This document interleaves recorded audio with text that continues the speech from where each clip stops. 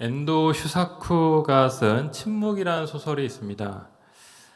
그 17세기 일본의 막부 시대가 배경입니다. 카톨릭에 대한 엄청난 탄압이 있었는데 그 시대를 배경으로 하고 있는 소설이죠. 예수의 소속 로드리고와 카르페 신부는 그 자신들의 스승이 일본 탄압에 그만 굴복해서 배교했다라는 소식을 듣습니다. 그래서 정말 그런 것인가 이것을 확인하기 위해서 예수회가 이 두 신부를 파송해서 두 신부는 일본에 잠입을 하게 되죠. 이 신부들은 실제로 정부의 무자비한 탄압으로 수많은 신도들이 순교당하는 것을 보면서 큰 충격을 받게 됩니다. 또 자신의 동료가 눈앞에서 죽고 무엇보다도 정말로 믿었던 그 스승이 배교한 것을 확인하면서 이 주인공 로드리그는 점점 믿음을 잃게 되고 하나님의 존재를 의심하게 됩니다. 자, 이 소설은 인간이 고통당할 때 과연 하나님은 어디 계시는가? 이런 신정론적 질문을 탐구하고 있습니다. 하나님의 침묵의 의미가 무엇인지를 우리에게 묻고 있는 소설인 것입니다. 여러분, 오늘은 3월의 마지막 주일이자 종료주일입니다. 이 교회력으로 부활주일이 기쁨의 절기이고 교회력의 클라이막스라고 한다면 이 부활로 가는 마지막 전주, 이 고난주간은 가장 엄숙하고 무거운 절기이죠. 우리는 예수님의 부활과 또 하나님의 회복을 간절히 사모합니다. 그런데 여러분, 이 부활은 그냥 오지 않습니다. 침묵의 시간, 침묵의 고통을 견딘 자에게만 이 부활의 은혜가 주어집니다. 여러분, 하나님은 왜 침묵하실까요? 하나님의 침묵이 우리 가운데 주어질 때 우리는 어떻게 반응해야 됩니까? 이 사순절 끝자락에서 오늘 우리가 본문을 통해서 발견하게 되는 교훈은 무엇입니까? 오늘 첫 번째 본문인 에스라서를 보면 이스라엘 공동체가 이제 오랜 시간의 포로 세간을 마치고 귀환을 하게 됩니다. 주전 539년 바사의 왕 고레스가 이제 바벨론 제국을 와해시킵니다. 포로로 잡혀있던 이스라엘 백성을 고향 땅으로 보내게 되죠. 자, 바벨론의 그 2차 귀환을 이끌었던 지도자가 바로 에스라 선지자입니다. 에스라서인데 이 에스라서 오늘 1장 1절에 보면 이렇게 말씀하고 있습니다. 바사왕 고레스 원년에 여호와께서 예레미야 입을 통하여 하신 말씀을 이루게 하시려고. 자, 이 바벨론에서 다시 고국 이스라엘로 돌아가는 것은 결코 우연히 된 것이 아니라는 말씀을 하고 있죠. 고레스가 단독으로 결정해서 진행된 것도 아님을 보여줍니다. 그럼 어떻게 이런 역사가 나타난 것이냐? 역사의 주관자 하나님께서 그 고레스의 마음을 감동시켜서 이런 일이 이루어졌다라는 것이죠. 특별히 이 고레스의 그 선포, 고레스 칙령이라고 하죠. 이 선포는 예레미야 선지자가 이미 예언한 것이라고 말씀하고 있습니다. 예레미야 선지자의 그 예언을 이루었다라고 말씀하고 있죠. 자, 그럼 예레미야는 또 누구입니까? 예레미야는 눈물의 선지자입니다. 하나님의 심판이 임박했다. 이것을 계속해서 선포하다 보니까 그는 정권의 미움을 받아야 했습니다. 그 역시 동족이 겪을 그 고난 때문에 마음이 괴로웠죠. 그런데 이 예레미야의 예언은 시종일관 어둡고 절망적이었느냐? 인생을 비관하게 하는 그런 내용들로만 가득 찼느냐? 결코 그렇지 않습니다.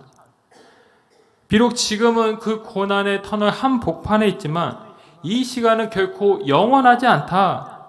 반드시 하나님의 때 카이로스의 때가 되면 반드시 그 무너졌던 예루살렘 도성이 일어서게 되고 폐허가 된 저 황무지에 다시 생명의 꽃이 피어나게 될 것임을 노래했다라는 것입니다. 예레미야 29장 10절로 13절 말씀을 함께 보시겠습니다. 예레미야 29장 10절로 13절입니다. 우리 같이 한번 읽겠습니다. 여호와의 말씀이니라. 너희를 향한 나의 생각을 내가 아나니 평안이요 재앙이 아니니라. 너희에게 미래와 희망을 주는 것이라. 너희가 내게 부르짖으며 내게 와서 기도하면 내가 너희의 기도를 들을 것이요 너희가 온 마음으로 나를 구하면 나를 찾을 것이요 나를 만나리라. 아멘.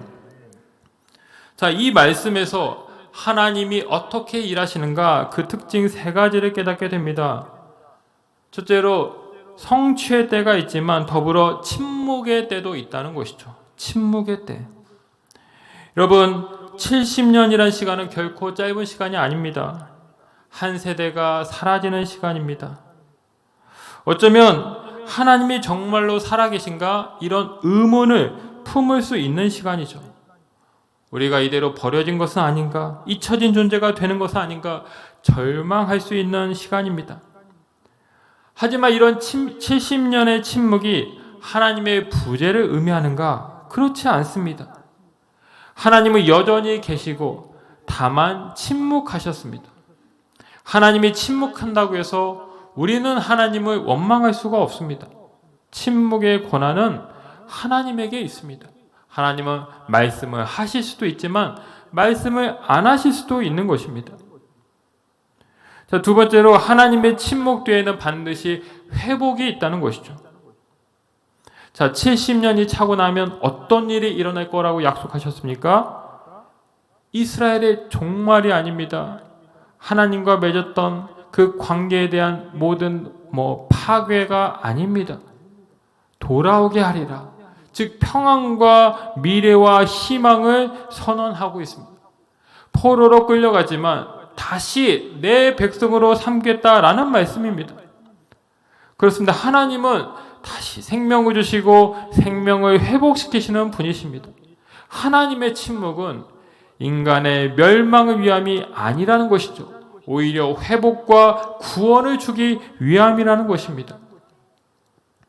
자, 세 번째로 하나님의 이 회복은 기도를 통해서 온다는 것입니다. 우리의 기도를 통해서 역사한다는 것이죠. 우리가 잘 아는 말씀이 있습니다. 너는 내게 부르짖으라. 내가 내게 응답하겠고 내가 알지 못하는 크고 은밀한 일을 내게 보이리라. 여러분, 하나님은 우리의 부르짖음을 듣고 응답하십니다. 나의 기도를 통해서 역사하십니다. 그러니 지금 하나님이 침묵하신다고 포기하거나 낙심해서는 안 되는 것입니다. 더 간절하게 주님을 붙잡아야 됩니다. 기도는 하나님에 대한 절대적인 신뢰이고 절대적인 믿음입니다. 기도할 때 우리는 회복을 경험하는 것입니다. 여러분, 지금 봄철 대신방을 다니고 있는데 지난주 한 가정에 갔습니다. 가정에 가서 이제 예배를 드리는데 보니까 아주 예전에 그 사순절 특세를 완주하면서 받은 화분이 하나 있었습니다. 10여 년이 훨씬 지난 그 화분이 아직까지 살아있는 것을 보면서 얼마나 지극정성으로 아끼시고 돌보셨을까. 참 귀했습니다.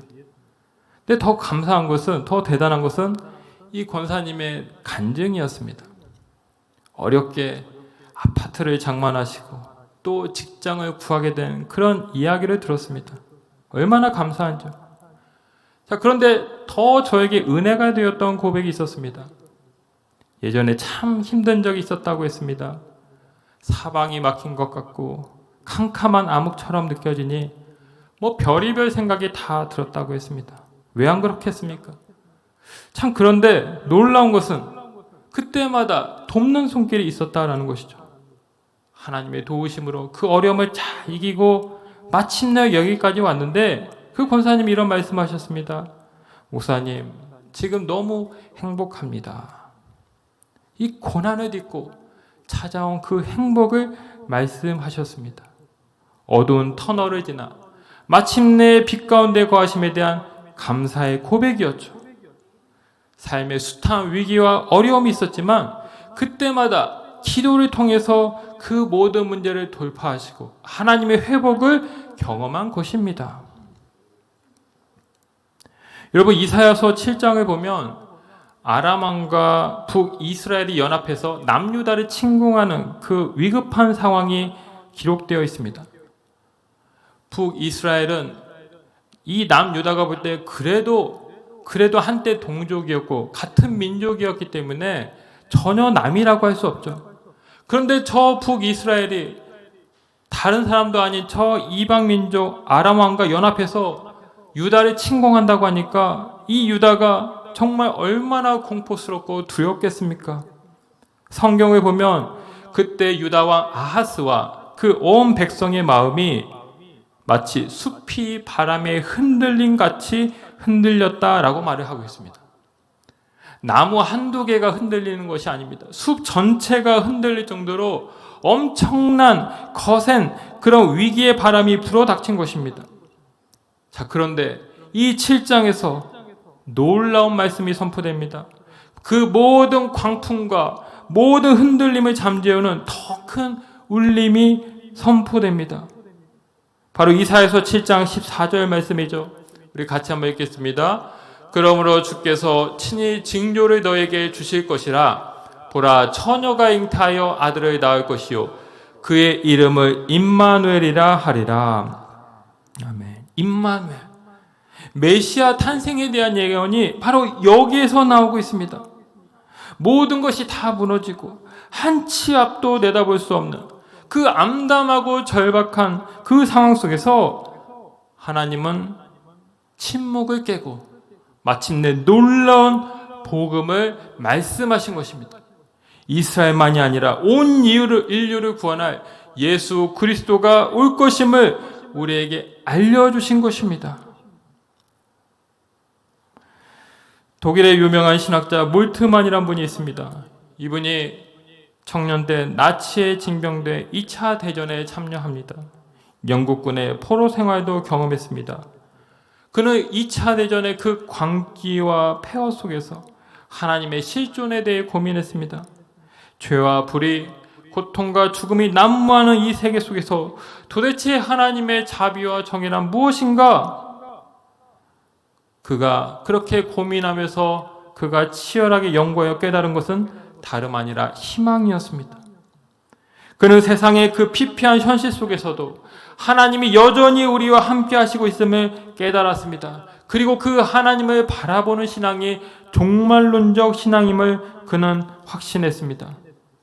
고난을 적극적으로 감내하면서 하나님과 이웃을 사랑하고 하나님 나라를 이 땅 가운데 일구는 그 믿음의 삶을 사는 것, 이것이 그리스도인에게 주어진 과제, 바로 희망의 신학을 역설한 것입니다. 사랑하는 성도 여러분, 혹시 하나님의 침묵을 경험하고 계십니까? 숲을 뒤흔드는 그런 광풍으로 곤두박질치고 계십니까? 하나님의 선하신 계획을 신뢰하시기 바랍니다. 임마누엘의 하나님을 바라보셔야 합니다.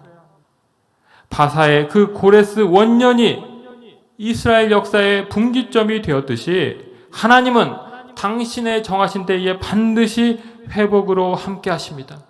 침묵은 끝이 아니라 부활의 시작이다 라는 것을 믿으시기 바랍니다. 여러분, 오늘 두 번째 본문은 이 순환의 절정으로 향해 가는 그 예수님의 생애를 보여주고 있죠. 주일 아침 예수님은 이 예루살렘 주민들의 성대한 환호를 받으면서 입성을 하십니다. 나귀를 타고 입성하지만 저들의 그 호산나 환호는 얼마 못 가서 저주로 바뀌게 되죠. 바닥에 깔렸던 그 종려가지는 이제 예수님을 치는 돌로 변하고야 맙니다. 예수님은 모든 것을 다 아셨지만 조용히 나귀의 등에 오르시고 예루살렘에 들어가시죠. 자, 금요일날 예수님이 체포를 당하시고 재판을 받습니다. 근데 이 모든 과정은 다 불법입니다. 예수님은 정치적으로 붙잡힐 죄목이 하나도 없었습니다. 그런데 한밤중에 잡히셨죠.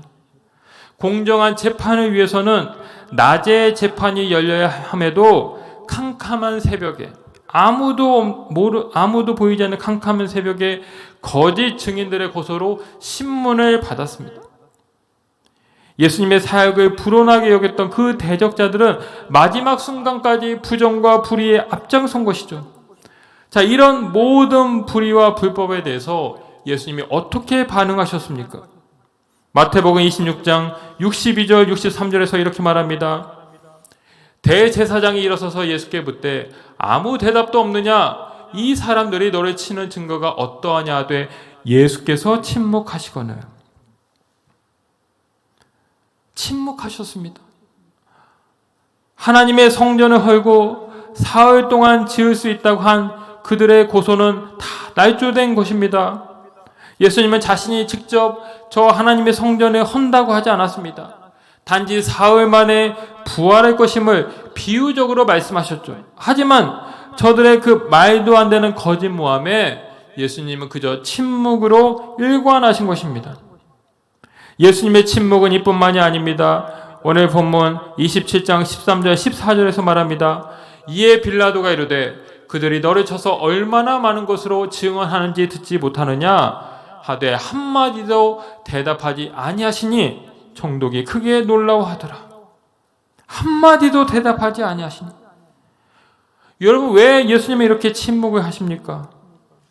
예수님은 그 성전의 장사꾼들을 내쫓으신 분이었습니다. 외식하는 서기관들 향해서 무섭게 책망하시기도 했었습니다.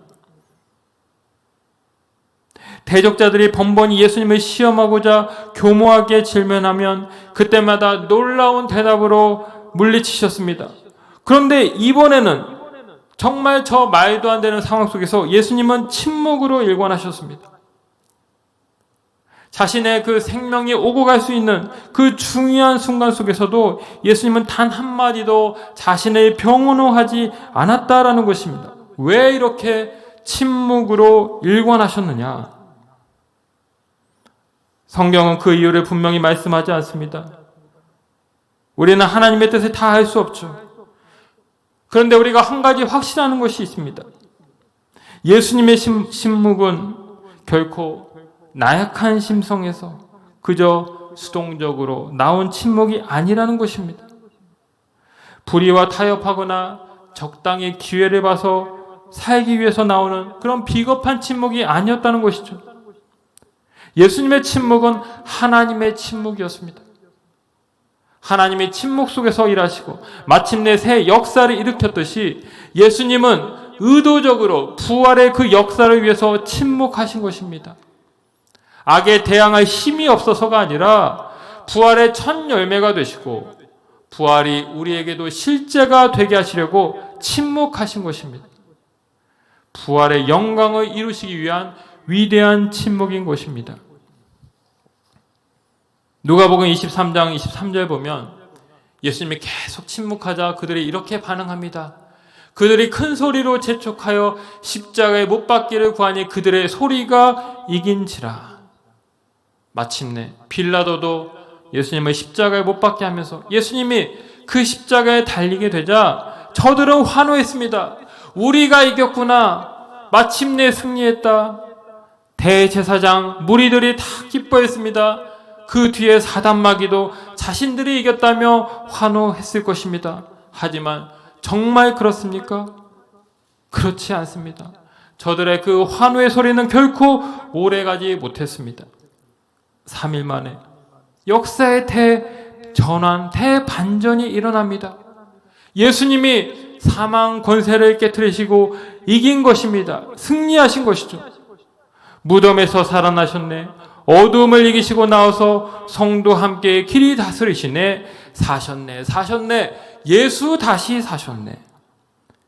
죽음과 원수를 이긴 것은 다름 아니라 예수님의 침묵이었습니다. 무덤을 빈 무덤 되게 한 것은 예수님의 침묵이었습니다. 예수님이 하나님 뜻에 순종하여 거룩한 침묵으로 나아갔을 때 마침내 부활의 진정한 기쁨과 승리를 가져온 것입니다. 여러분, 예수님의 희생을 대표하는 구약의 여러 인물들 가운데 이삭이 있습니다. 이 이삭은 예수님처럼 사랑받는 독자였죠. 예수님이 십자가를 지고 골고다 언덕을 올라갔듯이 이 이삭도 장작을 지고 모리아산에 올라갔습니다. 예수님이 계속해서 침묵하셨듯이 이 이삭도 아버지가 자신을 결박하고 칼을 들어 죽이려 할 때 계속해서 침묵하고 자신의 몸을 내맡겼습니다. 많은 예술가들이 이 이삭의 희생을 주제로 그림을 그렸는데 그중 샤갈의 작품이 참 인상적입니다. 저 그림 하단에 누워있는 이삭은 지금 잔뜩 겁에 질려서일까요? 아니면 온몸이 굳어서일까요? 노랗게 표현이 되고 있습니다. 반면 아브라함은 자식을 죽여야 한다는 그 비통함과 격정적인 슬픔 때문에 강렬한 붉은색으로 표현되고 있습니다. 자, 이 두 사람의 표정과 색상 그리고 몸짓만 봐도 우리가 이 작품의 기본적인 주제를 잘 깨닫게 되죠. 자, 그런데 이 작품이 더 특별한 이유는 저 주변에 배치된 인물들 때문입니다. 왼쪽에 나무 뒤로 양이 있고 그 뒤로 울고 있는 한 여인이 보입니다. 아들의 죽음을 안타까운 시선으로 응시하고 있는 바로 사라입니다. 그녀는 하나님의 고통을 대변하고 있습니다. 또한 상단의 두 명의 천사 중 한 명은 아브라함을 향해 급히 손을 뻗고 있습니다. 또 다른 흰색으로 그려진 천사는 멀리 십자가를 진 사람을 가리키고 있습니다. 저 사람이 누구입니까? 바로 예수 그리스도이죠. 여러분, 샤갈은 유대인입니다. 유대인이었지만 그는 저 이삭의 죽음에서 예수 그리스도의 희생과 거룩한 순종을 본 것입니다. 여러분, 예수님이 십자가상에서 부르짖은 기도를 우리가 잘 압니다. 엘리 엘리 라마 사막다니 나의 하나님 어찌하여 나를 버리셨나이까. 그렇습니다. 하나님의 침묵 앞에서 예수님은 외로우셨습니다.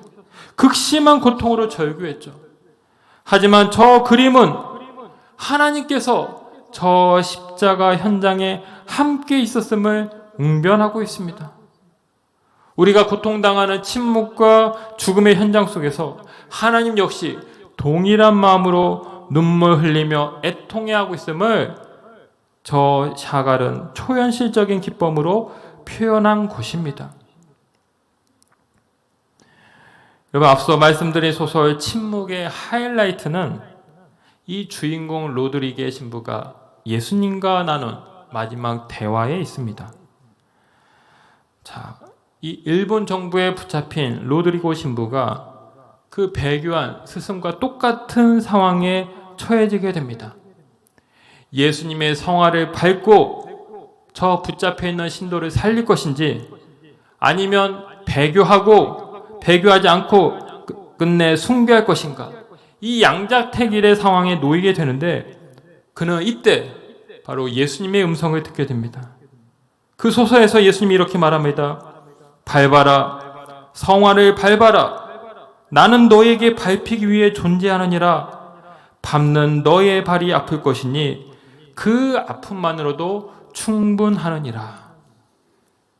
이 신부는 그제야 예수님의 그 침묵의 의미를 깨닫게 됩니다. 침묵은 하나님의 부재가 아니라 하나님의 고통이고 하나님의 눈물이라는 것을 깨닫게 됩니다. 우리가 고통당하고 있을 때 하나님은 침묵하는 것이 아니라 말없이 슬픔과 아픔으로 함께하고 있다는 것을 소설은 말하고 있는 것입니다. 여러분, 오늘은 우리 교단에서 제정한 제주 4.3 기념 주일이기도 합니다. 이 4.3 사건은 우리의 가슴 아픈 현대사이죠. 민족의 해방 직후 정치적 혼란과 이념의 갈등 대립 속에서 무려 3만 명의 희생자를 낳았습니다. 제가 제주도에서 목회할 때 저희 교회에도 그때 4.3 사건으로 전 가족을 잃고 혼자만 살아남은 권사님이 있었습니다.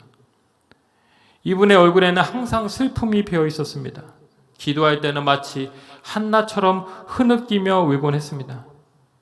그 당시 그 희생당한 분들을 생각하면 지금도 마음이 숙연해집니다. 여러분, 우리의 인생은 어디로부터 와서 어디로 가는 것입니까? 이 역사의 어두운 밤이 우리 가운데 찾아올 때 우리는 어떻게 살아야 합니까? 아무리 어둠이 짙고 우리의 시야를 어둡게 한다 할지라도 우리가 기억해야 될 것이 있습니다. 이 땅이 혼돈하고 공허하며 흑암으로 깊어질 때 하나님은 어둠을 밝히는 빛을 창조하셨습니다. 인간의 죄와 허물이 만연하고 부패해졌을 때 다시는 심판하지 않겠다면서 그 징표로 무지개를 주셨습니다.